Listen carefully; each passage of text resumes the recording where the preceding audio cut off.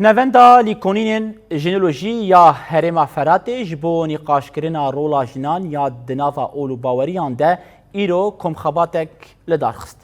Komxebat bi beşdariya bidehan nûnerên ji saziyên rêveberiya xweser li navenda lîkolînên ژنولوژî ya li Kobanê dest pê kir.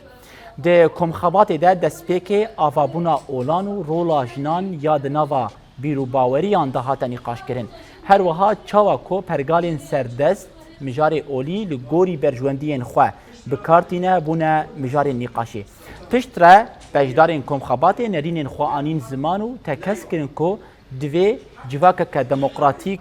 bêava kirin. جیان ده حتی روز هیرو چاود اولند هاتا کرن نقاشی که برفره سر هاتا چه کرن و انجام کی باشه جی در که به هر و هاجی جنه خوب چه رنگی ام ببیجن دو اولند اثبات کر امکان ببیجن دو اول خزایی داد اول هانی که ام ببیجن هانی هاتی چه کرن دا چه رنگی ام ببیجن سر جنه ام به هاتا فرض کرن او چه رنگی سر جنه هاتا چه کرن سر وای که ام ببیجن نقاشی که برفره و مدید گیرینگیا ام ببیجن واکم خباته چه خاصی پیوسته جوا که ما انو سر هيا سر وای اساسی انه وقت ام ببیجن نوان دالی کلن ژنولوژی یا هرما فراته ما ارکی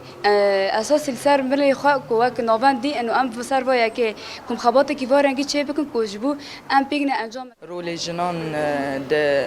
اولاندا همو اولاندا چیه یعنی براستی ام دکانن بیجن جن جارا دویمین د اولاندا ها تشکیلاندن جارا یکمین د وقت سومر د تدی ها تشکیلاندن جارا د دیاجی د اولاندا تدی د ما داعش هات به چه هاوی جن هات نشکیلاندن چه هاوی هات اغتصاب کردن به چه هاوی جن کردن تنهی رول جنان کشتن چرا گریدای چرا بری دین را جن شکیلاندن جبر کو دین اسلام ویچ دین نو بیجه یعنی کو حضرت پیغمبر براستی کو نه حاضر به و ویچ تی ببینه و اجماع تبری به و بی امن مسلمان يعني معنا خفاض جواكا نا جواكا كمسلمانة شبارك تشتي وي قوتي هاري بيشي برجيون قوتي انه جن